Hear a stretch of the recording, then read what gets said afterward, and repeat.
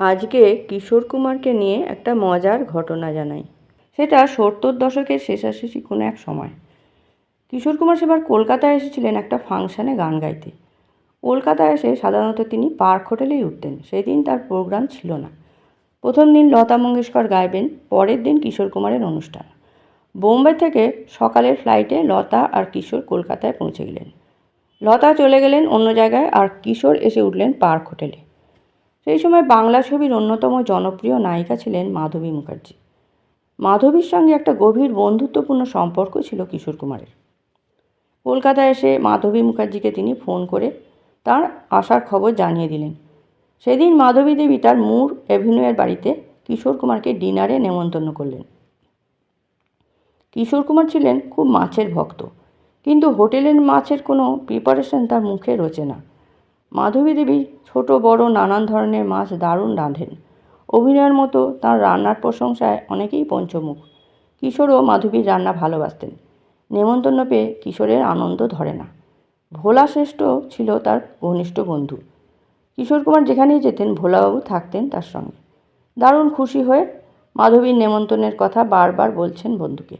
ওহ, আজ মাছের নানান ধরনের ঝাল ঝোল খাওয়া যাবে মাধবীর বাড়িতে। ডিনারের কথা ভাবতেই মনটা না আনন্দে নেচে উঠছে আমার। কিরে ভোলা, তোর ভাবতে ভালো লাগছে না? ভোলাবাবু হ্যাঁ বলে মাথাটা একটু হেলান।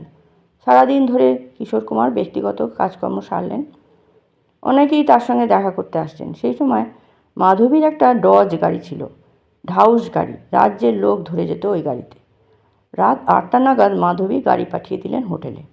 কিশোর, ভোলাবাবু এবং এক সাংবাদিক গাড়িতে উঠে মাধবীর বাড়ির দিকে রওনা হলেন। গাড়ি চলেছে ভবানীপুর অঞ্চল দিয়ে। কিশোর কুমার বসেছেন ড্রাইভারের পাশে সামনের সিটে। মাঝে মাঝে জানলা দিয়ে রাস্তার লোকজন ঘরবাড়ি দেখছেন আর টুকটাক মন্তব্য করছেন। হঠাৎ সিগন্যালে গাড়ি দাঁড়িয়ে গেল। কিশোর কুমারের গাড়ির পাশেই এসে ব্রেক কষে দাঁড়ালো একটা ট্যাক্সি। এরপরেই আসল মজা শুরু। ট্যাক্সি চালক পাঞ্জাবি।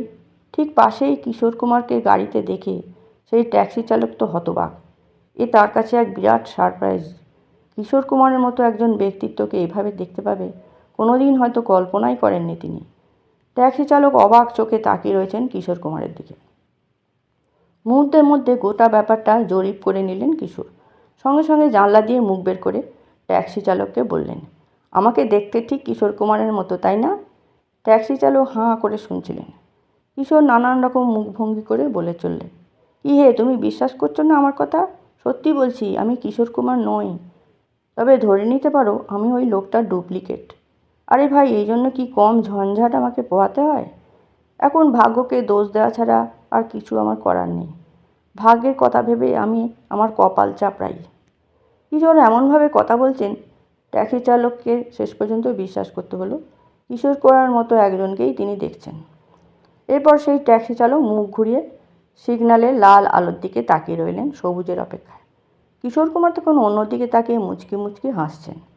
মাধবীর গাড়ির ড্রাইভারও কোনো মতে হাসি চেপে রেখেছেন। ভোলাবাবু ও সাংবাদিক ভদ্রলোকের হাসি চাপতে গিয়ে কাশি চলে এলো।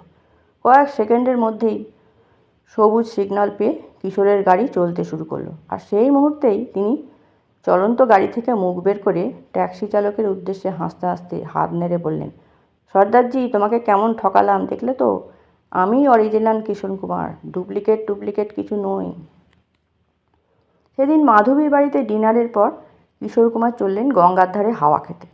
সেখানেও তাকে কেন্দ্র করে এক মজার কাণ্ড ঘটে গিয়েছিল। এখন যেখানে নেতাজি ইনডোর, সেইখানেই বিরাট প্যান্ডেল খাটিয়ে 2 দিনের ওই জলসার আয়োজন করা হয়েছিল। লতা তখন গাইছেন। কিশোরের গাড়ি ওই অনুষ্ঠানের জায়গার কাছাকাছি পৌঁছে গেছে।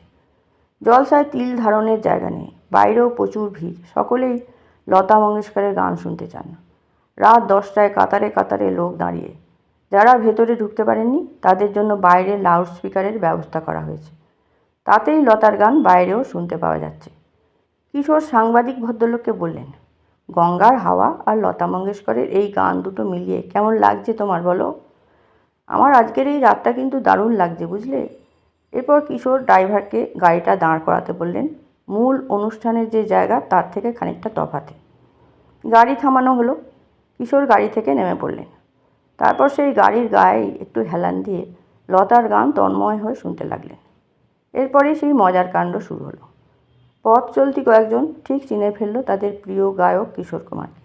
চেনা চোখ মুখ, পর্দায়, রেকর্ডের কভারে আর পত্রপত্রিকায় যে মানুষটিকে এতবার দেখা তাকে চিনতে ভুল হওয়ার কথা তো নয়। আনন্দের অতিশয্যে কিশোরকে ওরা প্রায় ঘিরে ধরে, আর ঠিক সেই মুহূর্তেই তিনি তার কর্তব্য স্থির করে ফেললেন। ফ্যানেদের হাত থেকে বাঁচতে কিশোর তখন এমন সব কাণ্ড কারখানা শুরু করলেন যে তারা একটু থমকে দাঁড়িয়ে পড়লেন। কিশোর কুমার এরকম পাগলের মতো কথাবার্তা বলবেন তারা ভাবতেও পারেননি। মাধবীর ড্রাইভার বুদ্ধিমান, ততক্ষণে গাড়ি স্টার্ট করে ফেলেছেন, আর কিশোরও ক্ষিপ্ত হাতে গাড়ির দরজা খুলে প্রায় রাইড দেওয়ার ভঙ্গিতে ভেতরে ঢুকে পড়লেন। কয়েক সেকেন্ড জোরে শ্বাস প্রশ্বাস নেওয়ার পর বললেন, ভাগ্যিস অ্যাক্টিংটা জানা ছিল, নইলে আজ আমার হয়েছিল আর কি। লতার গান শুনতে এসে ফ্যানেদের হাতে জামা কাপড় ছিঁড়ে নির্ঘাত হোটেলে ফিরতে হতো। এরপর হো হো করে একটা প্রাণ খোলা হাসি হাসলেন কিশোর কুমার।